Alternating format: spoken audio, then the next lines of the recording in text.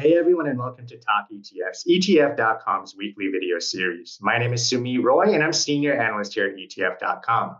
Today, I'm speaking with Matt Markiewicz, who's Head of Product and Capital Markets at Tradr ETFs. Matt, great to have you on the show. Sumit, great to see you. Absolutely. So, Matt, I'd love it if we could start off by talking a little bit about your firm, Tradr ETFs. You guys did a rebrand earlier this year. Can you give us a little background about Tradr? Sure. Tradr was launched in May of 2024. It is a brand that represents I would call it more shorter term trading vehicles that is spun out of Axis Investments. So Axis Investments is the advisor, still around. We still have mutual funds and ETFs as part of the Axis brand. But we wanted to offer a brand of ETFs that really spoke to shorter term investors.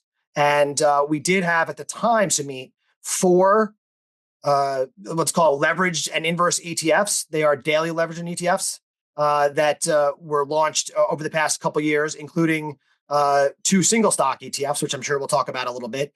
But so we wanted to have a brand, again, that was more representative of our typical client, if you will. And it's a great brand name. And I should also mention, Matt, that a lot of people might not know, you guys were the first to launch single stock ETFs in the US. Can you tell us a little bit about that? What's your lineup look like today in terms of single stock ETFs, and where are you seeing traction in terms of single stock ETFs? Yes, as you mentioned, we were the pioneer in the space here in the United States, launching a bunch of single stock ETFs in July of 22. We have two daily reset single stock ETFs in the lineup right now. We have a 2x short Tesla ETF, that's TSLQ, as well as a 1.5 times short NVIDIA daily ETF, that's NVDS. Now, I say daily because in September of this year, we launched the industry's first calendar reset leverage ETFs. And part of that 8-fund launch in September, we did list two single stock ETFs that have a weekly performance reset. So we have a 1.5 times long Tesla, that tickers TSLW, as well as a 1.75 times long NVIDIA, and that ticker is NVDW.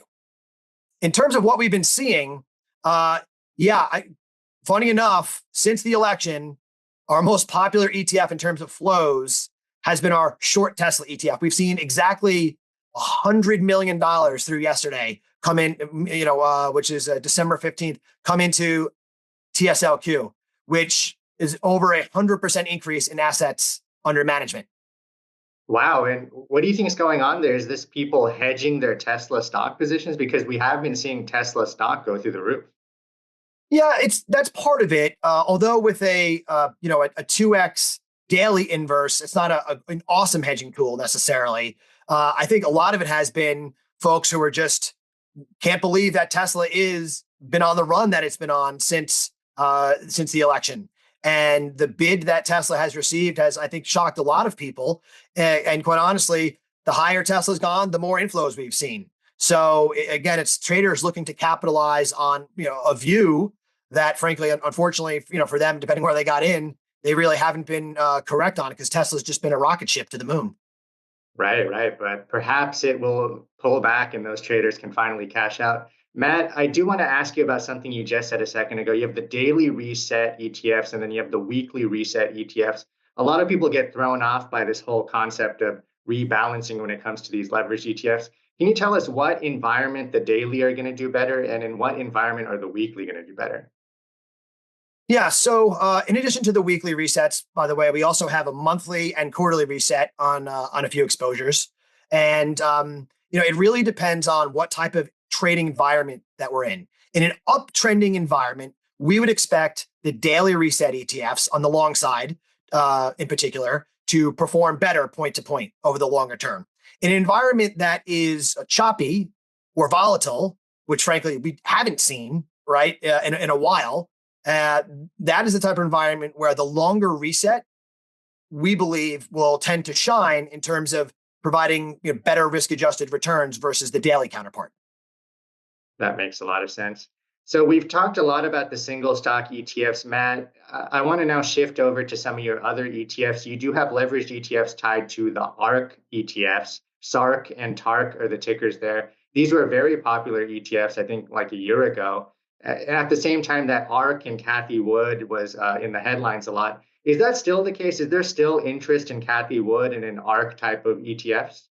Well, we have seen not as much interest when you look at the trading volumes, Sumit, in terms of TARK, which is our 2 times long daily ARK, and SARK, which is our 2 times short. So volumes have ticked down a little bit, but year to date, TARK is up almost 19%, which I know, is not a ton for a long 2x ETF. But again, in a volatile environment, you're not going to see those exact 2x returns. So that fund now is actually larger than SARK. TARK is over $80 million of assets. And again, we've seen a lot of people really playing the bullish theme on the ARK ETF as ARK has been long Coinbase and Tesla to, really superb winners so far this year. That's great. So before I let you go, Matt, I want to ask you about the future. What can we expect from Tradr going forward? Are you going to focus on the single stock leveraged ETFs, or might we expect something else from you?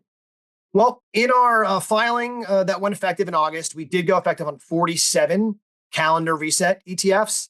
And so we're going to kind of just stick to those non-daily leverage ETFs for now. Some may include single stocks. We do have a couple more in there. We also had filed for some inverse ETFs, which we've gotten some interest on, especially with the market trading near all-time highs here. A lot of advisors in particular looking to hedge their long positions. So, I think at this point, while single stocks are very interesting, and it seems like they are the hot ticket and a lot of ETF issues are chasing them, we're looking more towards what tools might be useful in a portfolio setting, right? And from that perspective, focusing maybe on some of the broader exposures. But again, not ruling out single stocks, but as I said, we have many more calendar reset ETFs that we can go effective on. So we'll probably look to those, in the year ahead. Fantastic. Well, we're going to have to leave it there, Matt. It's been a pleasure having you on the show. Thanks so much for your time. Thanks for having me, Sumit.